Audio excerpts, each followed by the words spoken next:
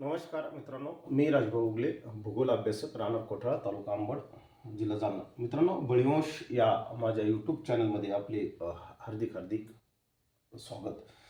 मित्रांनो, आज 26 फेब्रुवारी 2026. आपण 27 तारखेपासून राज्यात कशा पद्धतीने टेम्परेचर वाढणार आहे, आपण खास आज मित्रांनो टेम्परेचर बोलणार आहोत. भारतातलं टेम्परेचर, महाराष्ट्रातलं टेम्परेचर, त्याचबरोबर जगातील टेम्परेचर आणि या टेम्परेचरचा इफेक्ट येणाऱ्या काळात कसा होणार आहे या संदर्भात आपण भाष्य करणार आहोत. त्यामुळे व्हिडिओ प्लीज शेवटपर्यंत पाहत चला. आपले मित्रपरिवार यामध्ये जोडा आणि लाईक करा, शेअर करा, सबस्क्राईब करा. मित्रांनो, ही 27 तारखेची इमेज आपल्याला दिसत आहे. भारतीय हवामान विभागाकडनं आपल्याला ही प्राप्त झालेली इमेज आहे. आपण जर या ठिकाणी खास करून आपण महाराष्ट्रावर नजर टाकू. मित्रांनो, महाराष्ट्राकडं दक्षिणेकडून तापमान वाढायला सुरुवात होत आहे. कारण जसं जसं सूर्याचं उत्तरायण सुरू होणार आहे त्या पद्धतीने मित्रांनो दक्षिणेकडून राज्यात तापमान वाढणार आहे. 27 तारखेपासूनच मित्रांनो 27-28 तारखेपासून आपल्याला असं वाटेल की उन्हाळ्याची सुरुवात झाली काय. नवे नवे मित्रांनो फेब्रुवारीमध्येच हीट वेव्ह, पहिली उष्णतेची लाट ही महाराष्ट्रात येत आहे. ही ध्यानात घ्या. वेगवेगळ्या तारखांनुसार आपण हे समजून घेऊ.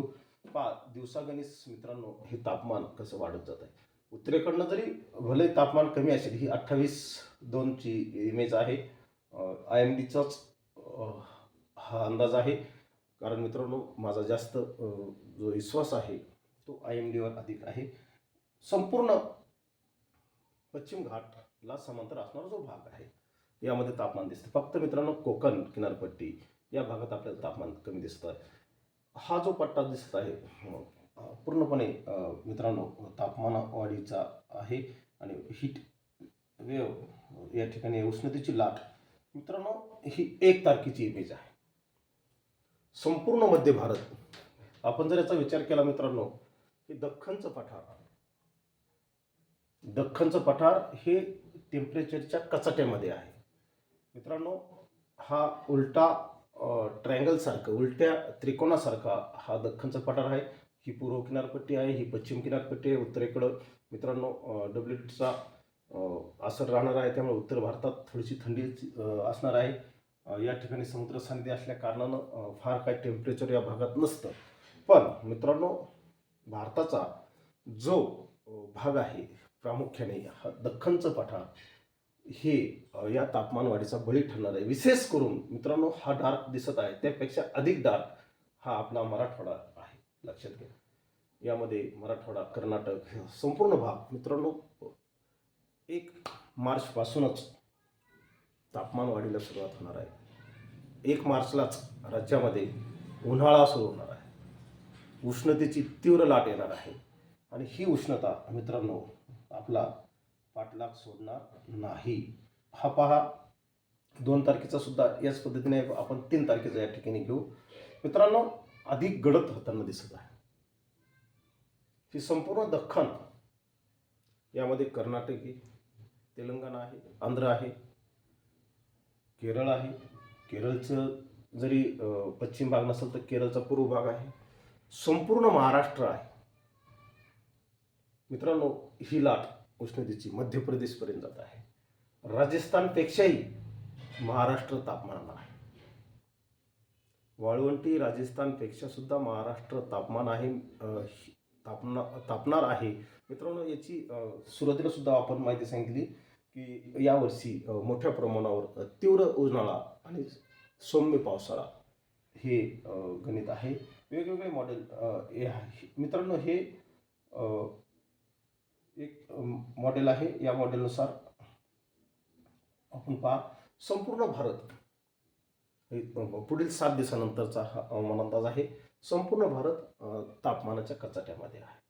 आपण जर फक्त हा जर भाग सोडला, केरळचा भाग जर सोडला तर या ठिकाणी कमी दिसतं. इकडं कमी आहे, हिमालयामध्ये कमी आहे. परंतु मित्रांनो उत्तर महाराष्ट्रात अधिक तापमान आहे. या मॉडेलनुसार हा नागपूर भागातून असणारा भाग आहे. या ठिकाणी मित्रांनो कर्कवृत्त गेलेला आहे आणि कर्कवृत्त गेल्या कारणानं या ठिकाणी सूर्य अधिक तापत असतो. जसं जसं सूर्य वर जाईल तसं तापमान वाढत राहणार आहे. यात दुमत नाही. वेगवेगळे मॉडेल मित्रांनो आपल्याला हे तापमानासंदर्भात दर्शवतात. तापमानाची 40 पार होणार आहे मित्रांनो. आपण यापूर्वीच सांगितलं होतं की तापमानाची 40 पार होणार आहे. ही संपूर्ण परिसर मित्रांनो तापमानाच्या कचाट्यामध्ये आहे. अगदी आपण जर हा ब्ल्यू भाग जर पाहिला तर ब्ल्यू भागामध्ये तापमान कमी असणार आहे. या उलट जो व्हाईट भाग आपल्याला दिसतो किंवा यामध्ये शून्य म्हणजे तापमानाचं प्रमाण कमी असणार आहे, पण वाढत वाढत जाणार आहे. 25, 30 डिग्री, 40 डिग्रीपर्यंत तापमान या ठिकाणी जाणार आहे. जसजसं आपण ब्ल्यूपासून फिकट ब्ल्यूकडे जाऊ तसतसं तापमान अधिक वाढताना आपल्याला दिसत आहे.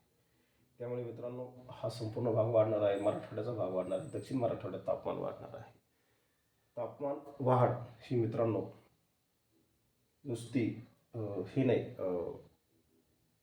मार्चपुरती मर्यादित नाही, तर आता इथून पुढे 2026 तर मित्रांनो 2050 एक दोन गोष्टी आपण बोलू. सातत्याने तापमान वाढत राहणार आहे आणि 2050 पर्यंत मित्रांनो माझे हवामान चळवळीचे मित्र आणि दीर्घकाळ 25 वर्ष त्यांनी बदलते तापमानावर अभ्यास केलेले असे नाशिकचे विवेक भालेराव यांचा शिक्षण संक्रमण या मासिकामध्ये लेख आला होता. ऑल आणि लालिना या संदर्भात त्यांनी माहिती सांगितली होती. त्यामध्ये त्यांनी असं स्पष्ट केलं होतं की 2050 मित्रांनो तापमान वाढीमुळे जी काही समुद्राची पाणी पातळी आहे ही वाढणार आहे.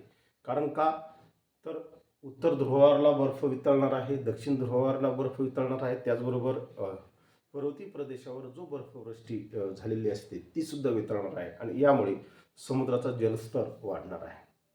तर किती वाढणार आहे तर मित्रांनो त्यांनी 12 इंच म्हणजे 1 फूट समुद्राची पाणी पातळी वाढेल असा त्यांचा अंदाज आहे. आणि 1 फूट पाणी पातळी समुद्राची वाढणे म्हणजे मित्रांनो संपूर्ण पृथ्वीचं जे हवामानी सिस्टीम असतात ह्या सर्व बदल होत असतो.